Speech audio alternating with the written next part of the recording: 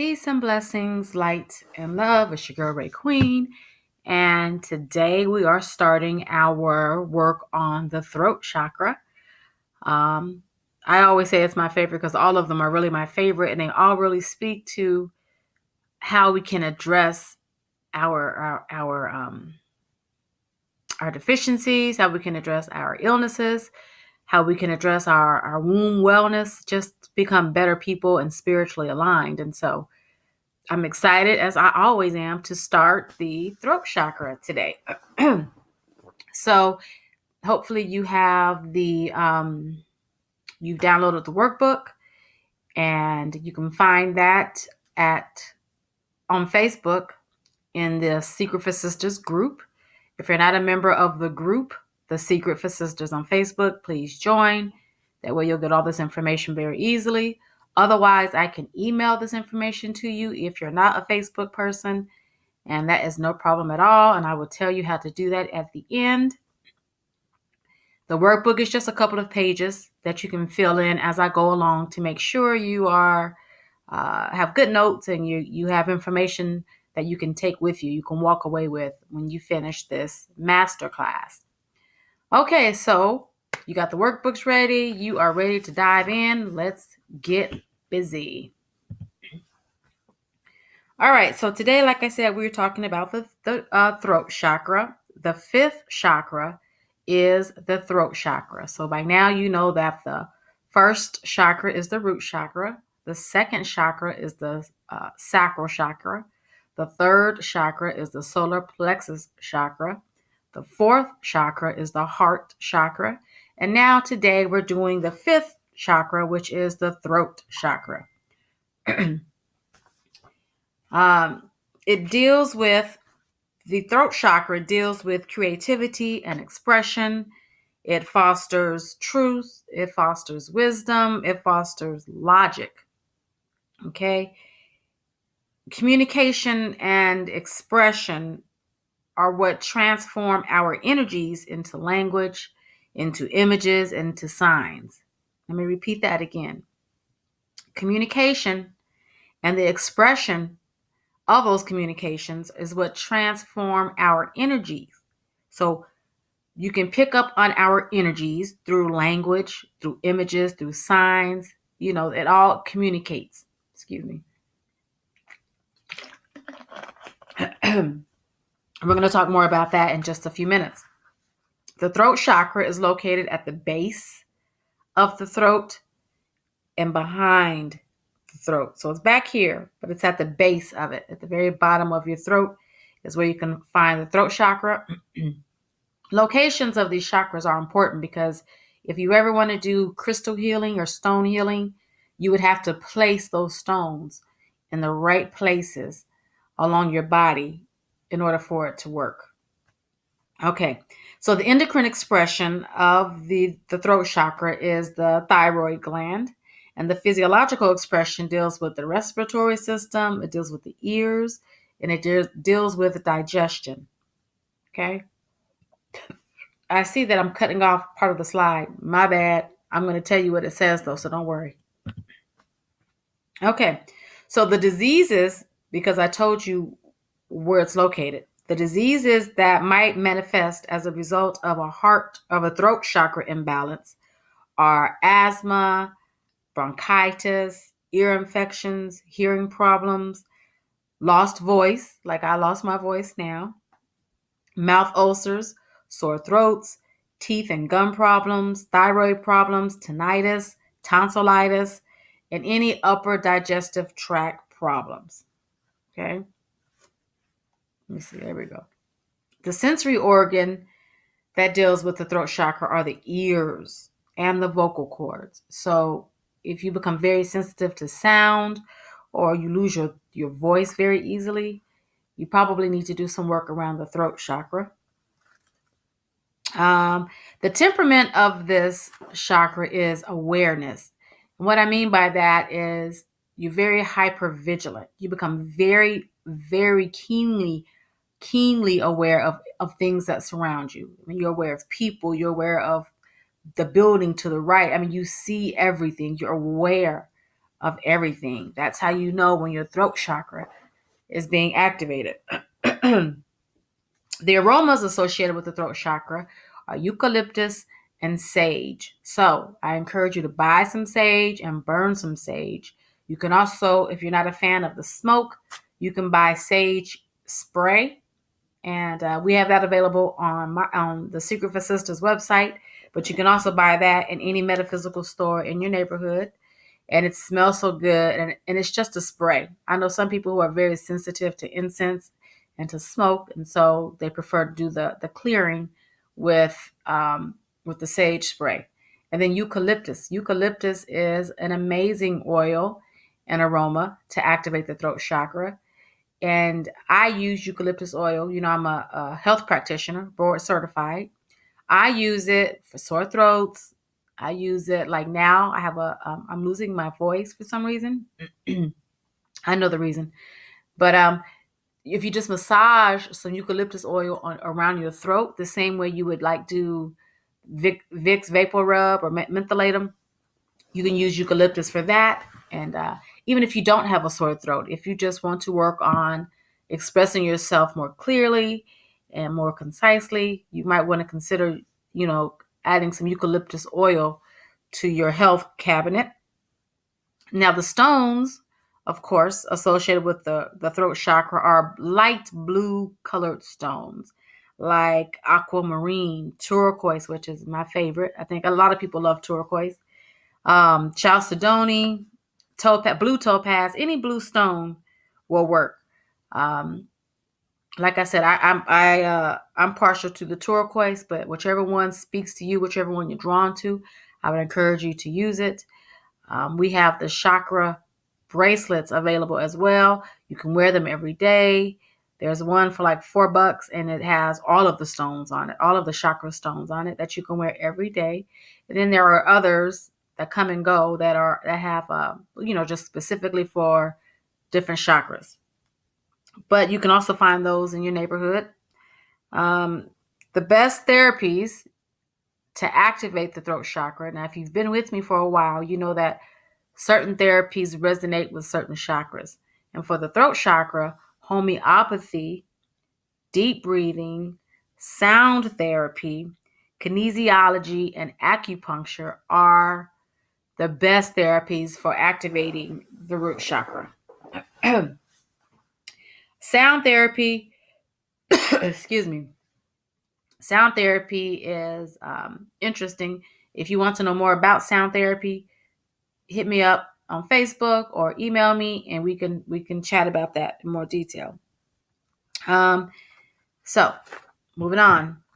Now, the best sleep positions for the throat chakra are 4 to 5 hours on the right or the left side. But it's not, some of the other ones require that you sleep on your back or that you sleep on your stomach.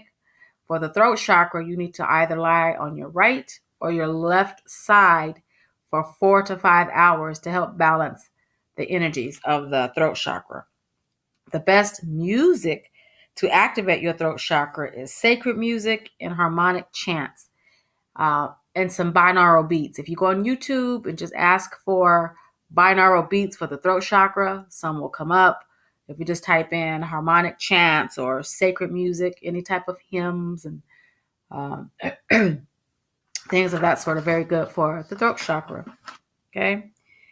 Now you'll know you are balancing your throat chakra. You know that you'll begin to feel balanced in your throat chakra when you begin to feel an uninterrupted peace of mind, like your mind is at peace. You'll begin to speak your truth. You'll express yourself freely.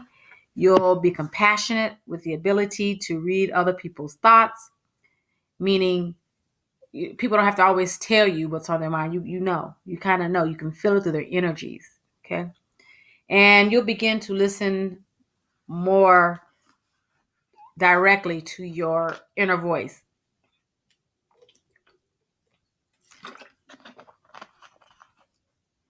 Oh gosh. Okay, so the throat chakra resonates with the power of choice and how we struggle with making decisions. This struggle leads to emotional and mental conflicts. So when we struggle with the choices that we're making, it will lead to problems. And all illness has a connection to the fifth chakra because choice is involved in every detail of our lives and therefore in every illness. You know, one thing I've always told my students when I was a teacher, anybody, that there's always a choice. Now, just because you don't want to own your choices doesn't mean you didn't make a choice to be involved in the situations you're involved in, to be involved with the people that you're involved with. There's always a choice. A choice has always been made on your behalf. Okay? As you begin to ascend through the different chakras, you will have to fully accept that you have complete authority over your life. You know, at the tribal level, all of our choices are made for us, and we have very little authority over our life. Then, as you grow, you have to accept that you have authority over your life. Your choices are yours and yours alone. You have authority over your life, and you know, if you're giving that power away to somebody as an adult, then you need to do some throat chakra work. Now, because the fifth chakra is at the center of choice, it is also at the center of consequence. Consequence. Every choice we make, every thought and feeling we have is an act of involvement. We are involving ourselves biologically, environmentally, socially, personally, and globally. And we have to deal with the consequences of those choices biologically, environmentally, socially, personally, and globally. If you walk away with nothing from this workshop, remember this. Always remember, we are everywhere our thoughts are. If you're here, but you're thinking about an abusive relationship, you are in that abusive relationship still. Okay. If you're at work, but you're thinking about the party Friday night, you are at the party Friday night, which means you're not present. Okay. And if you're constantly somewhere that's a negative space, you're going to constantly breed illness and constantly breed disease. You're going to constantly breed depression if you're constantly placing your thoughts in those type of environments. Okay. Excuse me. So as a result, the most costly consequences come from making choices that are made from a place of fear. Even when you make like a fear-based decision, but you get what you want, you will experience side effects. I mean, you might be scared of something and you make a choice because of that fear. And you feel like you made the right choice because things seemingly in that situation worked out. However, there are some side effects. Somebody got hurt along the way. You damaged your own physical being in the way. Something happened. There is a side effect of any choice you made that is born of fear. Okay. The essence of the throat chakra is faith. Having faith in someone or an idea commits a part of our energy to that person or to that idea. Let me say that again. If you have faith in someone or something, you have committed a part of your energy to that person or to that idea or to that situation just by having faith in it.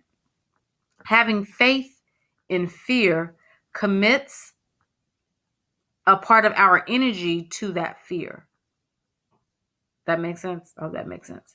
So whenever you put your faith in something,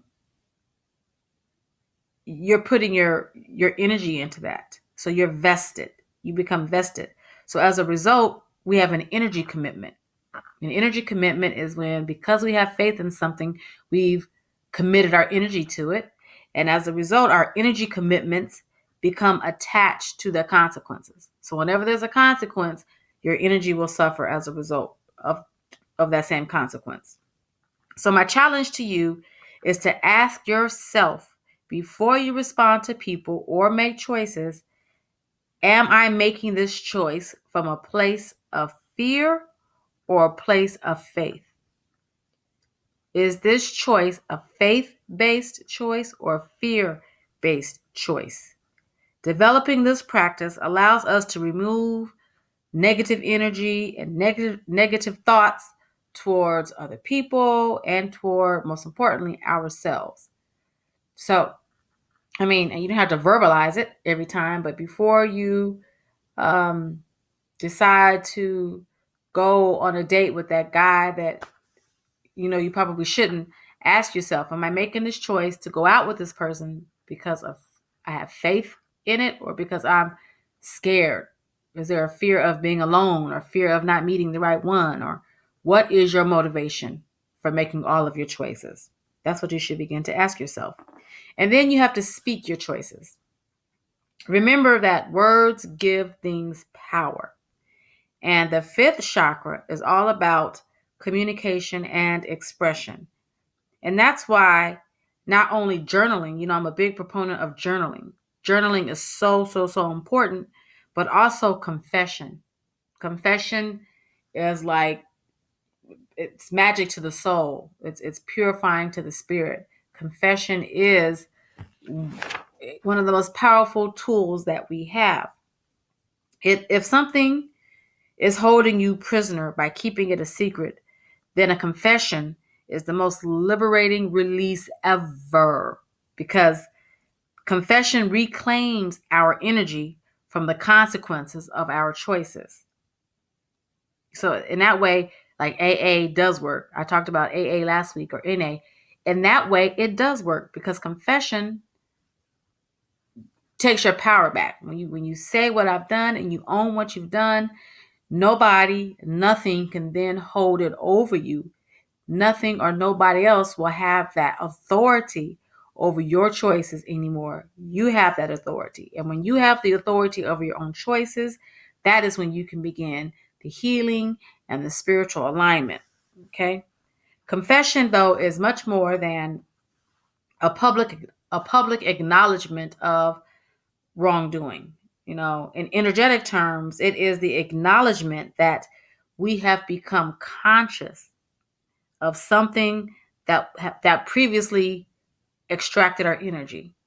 We have become conscious, because too many times we act like we didn't make the choices to be where we were, to do what we did. I mean, we kind of are oblivious to it. And so once you become conscious of your choices and you confess it, you take the power back, like I mentioned earlier, and you get your power back energetically. Now, when you become conscious, I lost my place. Sorry. You release it. It no longer has power over you. And people are often amazed at how easily I will blurt out something. Like my friends will tell you, like, did Ray just say that right now? And I say it in a, as a matter of fact way. It's, and I laugh it off a lot of times, but I can tell you exactly the bad choices I made, some of the stupid things I've done, and I'm cool with that. But it's so liberating if you want to be freed up of living in the fear of being discovered or ratted out, or your secrets coming to light, because that will kill you. That will kill you slowly, physically, and then you ultimately die. And you'll suffer from things like dementia and Alzheimer's and a bunch of other illnesses, because you haven't had the strength to just confess. So if there's something you need to confess, just admit and move on with your life. I encourage you to do this.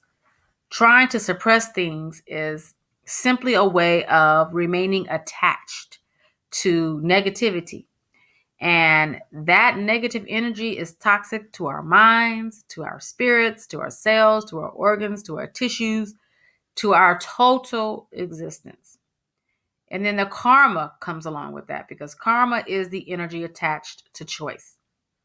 Karma is the energy attached to choice. Negative choices will keep popping up in your life. Perhaps, it's manifested differently until you learn the lesson of that choice, meaning you'll keep going through the same thing over and over again. It might look a little different, but the same lesson is trying to be taught. And until you learn the lesson, you will keep repeating that same life lesson that deals with choice. Once you learn the lesson and make a positive choice, the situation no longer appears because your energy has been released from that lesson. So if you're wondering why does this keep happening to me over and over and over again? It's because you haven't learned the lesson on a spiritual level, on an energy level. You haven't learned the lesson. So confession is crucial to the health of our minds, our bodies, and our spirits. As important as it is to find quiet time and to meditate and time to be alone, it is equally as important to speak your truth. Otherwise, your choices will hold you captive. You become prisoner to your own choices. And since the throat chakra is located smack in the middle, dead smack in the middle between your heart and your mind, we have to learn to balance our responses between the two. We have to learn to balance our choices between heart and between mind.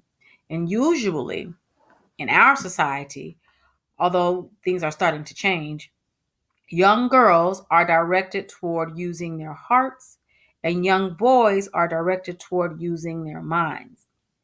Balance between the two is important. Important. You should be taught, and we should be teaching our young people to use both because mental energy powers the external world. Heart energy empowers the inner world. If the heart and mind if the heart and mind are not communicating clearly with each other, clearly, the heart and mind got to talk to each other. Yo, what's up? Talk to each other. If they're not communicating with each other, one's going to dominate. One is going to dominate. And when our minds are in the lead, when our minds are dominating, then we suffer emotionally. When our hearts run everything, then we suffer mentally. The imbalance of head and heart is what turns people into addicts. Oof. Think about that one for 1 second. I'm going to say it again. Baby. The imbalance of head and heart, meaning when our head and heart aren't communicating, is what turns people into addicts. Addicts. In energy terms, let me define what an addict is. In energy terms, any behavior motivated by the fear of growth qualifies as an addiction. Any behavior motivated by the fear of growth qualifies as an addiction. So it doesn't seem to make sense on the surface, but let's talk about that for 1 second. If you are you long lost, you gave up a child for adoption. Now your child is grown and the child calls you and he wants to see you and you start drinking. That is the definition of an addict because you're motivated. Your drinking is motivated by the fear of growth. Because if you meet with this child that you tried to cover up, you tried to hide, you denied, you've lived with this secret all your life. If you meet with this child, you're going to be forced to grow because you're going to be forced to admit what you've done. You'll be forced to admit and own your choices. So that is definitely motivated by a fear of growth. Does that make sense? I mean, we've all probably done it at some point in our lives. We've been scared of something and we do something else to cover it up or to hide it. Even those behaviors that we consider healthy, like if you know somebody who works out all the time, people who use exercise as a means to avoid growth are addicts. Like if somebody makes you mad, you're like, I gotta go to the gym. That's a way to avoid growth. Now, if you find something that is kind of on the journey, like you might have a glass of wine before you go to meet with your daughter that you gave up for adoption, or before you have to confront a situation and it's under control, that might not be an addiction. But if you're doing it as a means to avoid it, that's when it is considered an addiction. Okay. And even if it's not to avoid growth, but if it's to avoid pain or if it's to avoid personal insights, if it's to avoid being revealed, like I mentioned earlier. That is the definition of an addiction when you speak from an energetic definition. Okay.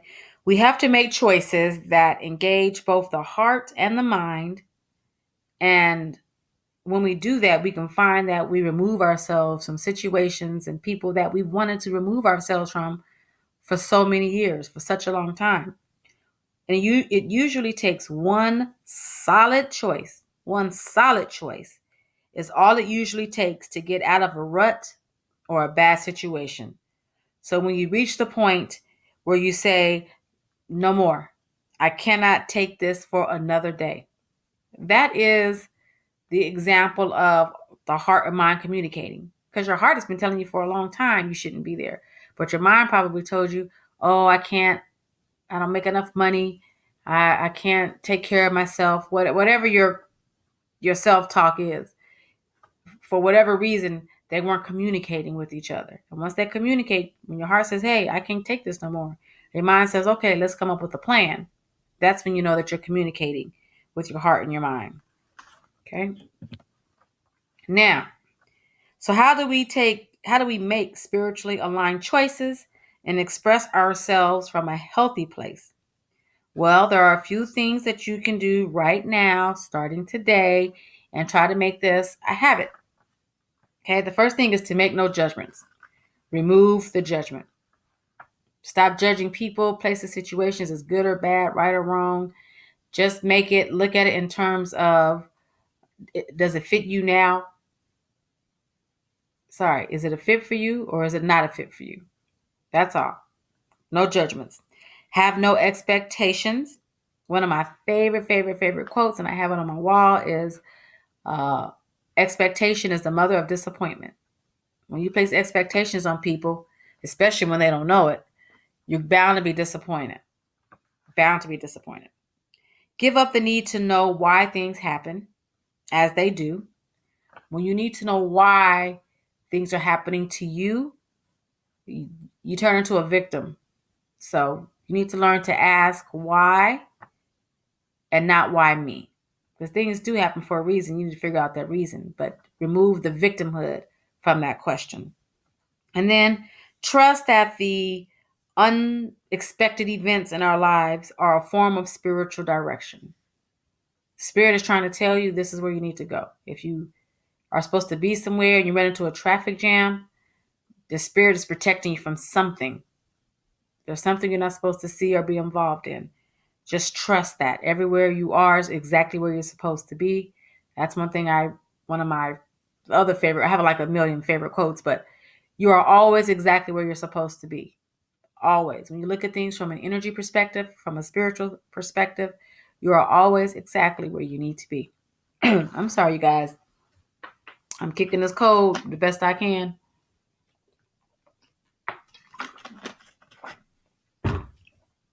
Okay.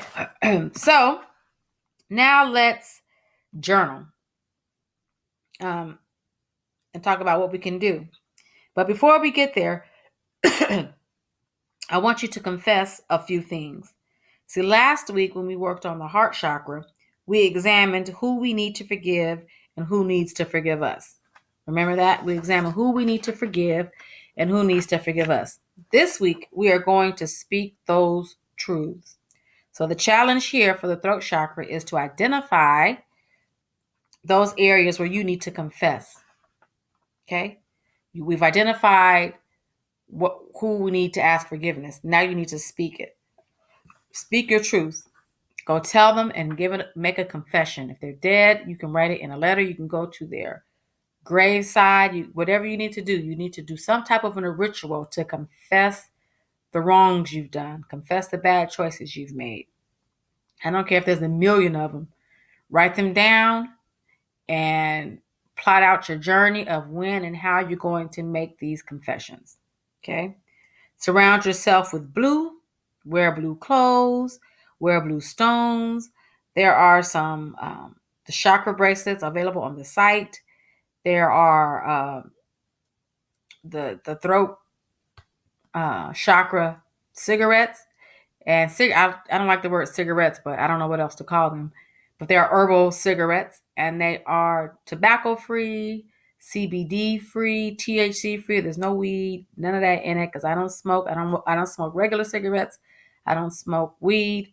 But I do, when I'm doing energy work, smoke the Chakra cigarettes, because it has the herbs that align with that energy center that we're working on. So it's good. Burn blue candles, burn sage often this week, and then write. Sorry. In your workbook, there are 6 journaling exercises. I hope you take the time to do the writing, because it is like food for the soul. It does so much for you when you identify an area that needs to be addressed and you write about it. It will purify you. It is very cleansing. Okay. So good luck this week on your throat chakra work. Next week, we are going to ascend to the third eye. A lot of people know about the third eye. We're going to work around it and see if we can do some healing around our third eye. Again, if you want to get the workbook emailed to you, email me at rayqueen@secretforsistahs.com, or just visit the website, because we're going to be doing a bunch of other great and wonderful stuff. All right. So as always, I'm wishing you the very best in health, peace, blessings, light, and love. And I'll see you on the other side. Best in health.